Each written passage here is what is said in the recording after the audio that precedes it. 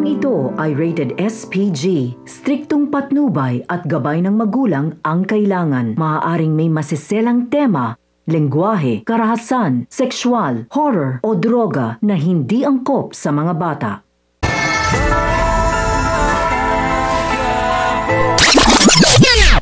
Nangangamba at nag-aalala si Tanggol kung ano na lamang ang magiging epekto kay Mokang dahil sa riot na nangyari sa kanyang debut, lalo na't nabugbog niya ang iba nitong kaklase.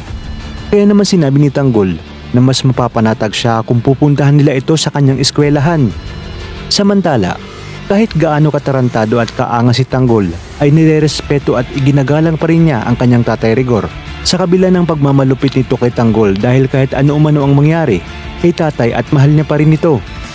Nag-aalala naman si Tinding nang malaman niyang may baril na si Tanggol dahil ibang usapan na umano pag may hawak itong baril. Dahil nga kapag nakadisgrasya ito ay maaari siyang makulong at magiging kriminal na. Kaya naman dito ay muli niyang pinaalala kay Tanggol na umiwas na sa mga gulo.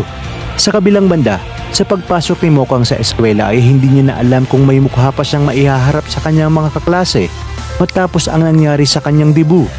Kaya naman isa-isa niyang pinuntahan ang mga ito para humingi ng tawad. Maya-maya pa nga ay makikita niya si JP. Lalapitan niya ito upang makipagbati. Sasabihin ni JP na papayag umano siya sa isang kondisyon. At dito nga ay sinimulan na ni JP ang kanyang masamang bala kay Mokang.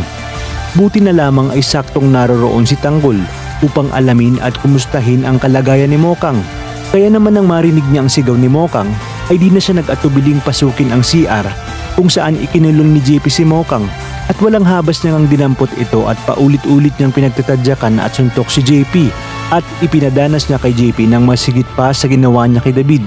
Ayon pa kay Tanggol na hindi na talaga nadala itong si JP at talagang itinuloy pa rin ito ang balak niya sa kanyang pinakaiingatang prinsesa na si Mokang. At dahil sa nangyari ay mababago na ang pagtingin ni Mokang kay Tanggol. At maging sinamang Narsing at Nita ay maiiba na rin ang turing sa kanya matapos kang iligtas ni Tanggol ang nag-iisa nilang unika iha na si Mokang. Sa inyong palagay, dito na nga kaya magsisimulang mahulog ang loob ni Mokang kay Tanggol na di nga kalaunan ay mauuwi din sa kanilang pag-iibigan.